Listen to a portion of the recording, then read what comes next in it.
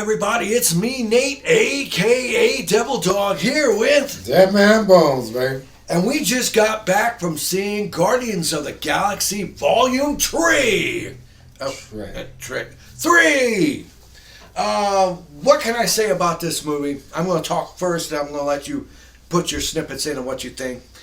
This is a spoiler-free review. We're not going to ruin this movie for you because I think we both agree this is definitely worthy of you going and seeing. Hands down. Honestly, the overall plot, it has a rather linear, a really small plot to it. It really does. It just has to do involving the creation of Rocket Raccoon, all the suffering and turmoil he went through as his guy pretty much created him, and how the guy was pretty much trying to track him down and get him back to make pretty much the perfect race of people, because the guy thought he was God. I would have to say I think the movie's way too long. It's close to 3-hour mark. It's 2.5 plus hours easy. And it's great. It is really good. But honestly, I do recommend it. But I'm going to talk about some other stuff first. What were your thoughts of the particular movie compared to the first two? Well, Honestly, I think it kept true to the style of Guardians. It was definitely worthwhile, and it added some finality to the series. I agree. There was a lot of parts in it. Now, I know in episode 2 they killed off, what was it? Zandu? Yondu. Fondue? Whatever his name is. Now you're messing with Yeah, I am. They killed him off, and they do a couple deep fakes on this one, I would say. Where they make you think, and like, no. And the whole plot centers upon the Guardians of the Galaxy saving their friend Rocket Raccoon. And the whole quest is them pretty much fighting off bad guys, trying to get what they need in order to help their friend. That's basically the whole plot of the entire movie. Yep. Summed up pretty quick, right? Yeah, I mean, technically the whole movie took place in, less than 2 days? In less than 2 days movie time. And what was the main villain this time? High Evolutionary. The High Evolutionary. I hate him. Honestly, a grade A, 100% douchebag. This guy, if you thought that Kurt Russell's character in part 2 as Ego or whatever was bad, that was manipulating his own son basically for like world control, this is way worse. This is basically the guy playing God. So, comic tirade, and it's going to be quick, I promise. For anyone who has comic book knowledge and knows who this cat is, he's worse than this. Yeah, this guy tells me apparently they made him out as a mega douche in this, compared to the comics where he's still bad, but not as bad as this. This guy is basically your mad scientist trying to create the perfect a race of beings, because he honestly thinks that he is God. He even says it in it, there is no God, so he is basically being God. Creating creatures by adding all kinds of electronics to them and pretty much torturing them, doing surgery, manipulating them, adding like robot body parts to it.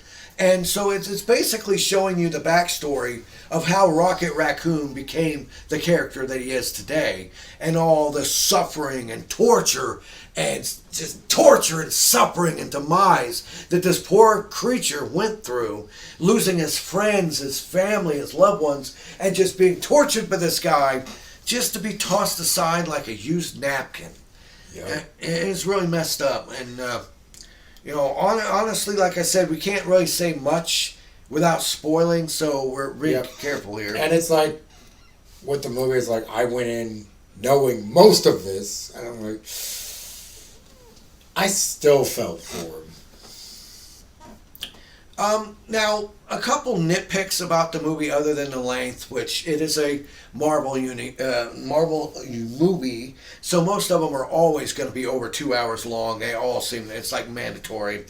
Is honestly, the fight scenes, which there wasn't that many in this.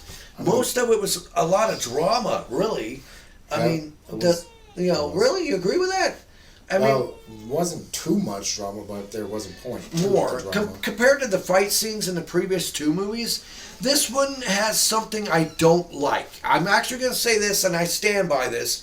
I don't like the fact that when you're filming an action movie scene, and there are certain parts where in close quarters, I get that. I'm going to give you that in close quarters. But whenever you're filming an action sequence with a lot of movement, I don't like the shaky cam technique of doing this with zooms and quick cuts. It makes it hard to see the action. I'm not saying do a one take. There's no way you could do this in a one take since everything is all computer generated in this damn movie. But nonetheless, that was the biggest thing I would have to say I didn't like about this movie. Is the action sequences just had too much of this just movement of the camera and the zooms. It was hard to read what was going on. You know in the end what happened. Like, oh look, good guy good. He lived. Bad guy dead. Cut in half. It's obvious. But I'd like to see it a little bit more. I don't like this shaky cam shit. What do you think about the effects used in the movie? Well, they did a very good application of CG, and I think it went well for this movie entirely. Now, another thing I have to point out, which bothers me but isn't something that destroys the movie, it's almost like anymore Marvel expects you to see every single one of their movies for everything to make sense. Now, you can go and watch this if you've seen the first two Guardians of the Galaxy movies and you understand what's going on. But there are some parts to it that, unless you've watched a lot of the other Marvel movies that fit into pieces, you're not going to have a damn clue what is going on in certain areas. Not necessarily. Really, explain. They had moments where they did, in any moment where blanks had to be filled in, like, wait, what happened?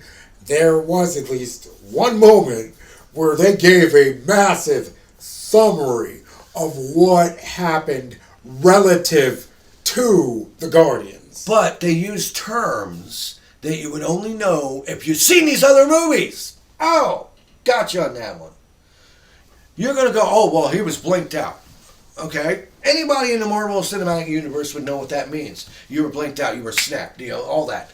But if you haven't watched all them, you're not going to know. And there's several movies I have not watched. So there were certain parts of this I'm going, okay, what happened here? Why is Gamora a different person? Why is this that? For starters, I think you used the terms Infinity Stones. So if you're watching Guardians, period, you're going to know what at least the stones are. Because Thanos, Guardians, Thanos. There was like so many other movies you needed to watch to fill in certain parts. And that I don't like about Marvel movies anymore. They expect you to watch all of them to know every single tidbit with it. So maybe a nice flashback would have worked, but I guess they assume at this point, oh, you haven't seen all of our movies? You don't have Disney Plus? You don't do this? You're not a fan now. Well, like I said, in that point in time, it's like whenever there's any type of information that you have to have seen all of these other movies, they do some form of explanation. You said relative. Relative to the movie, they will explain it in the movie. This one starts off with drama. It's got comedy in it. It does have good comedy. Drax the Destroyer. Dave Bautista knocks it out of the damn park once again. Actually, fail to realize he's a good actor. He is a good actor, and the lady that plays Mantis, she does fantastic. They play off each other so well in this. And like I said, it's charming. It's got some humor to it. But I'll be honest, this one's one of the darker out of the three. Like I'm saying, it's like everyone had their moments. They made sure that every character had their moment in this, definitely. The CGI is phenomenal.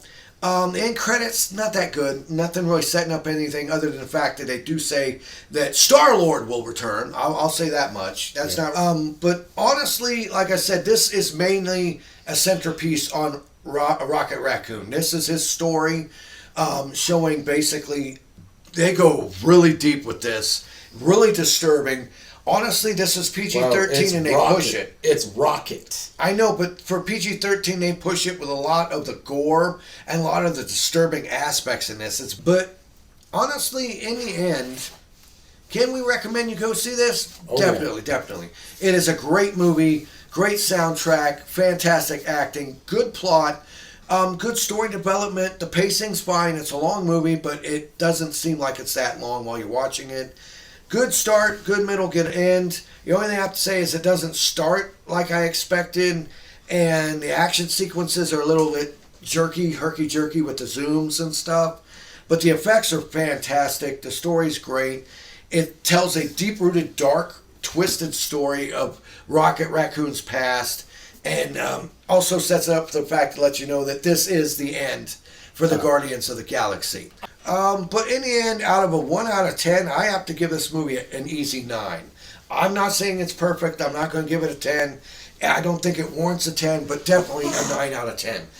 Out of the score of 1 to 10, 1 being lowest, 10 being the best, what do you rank the movie? 9.7. 9.7. So he's pretty much going as far as he can to 10 without saying 10. Okay.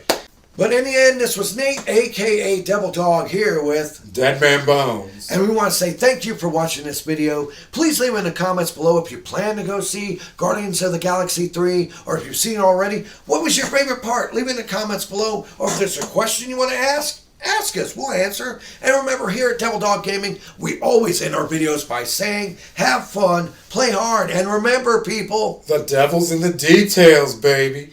Peace out until next time.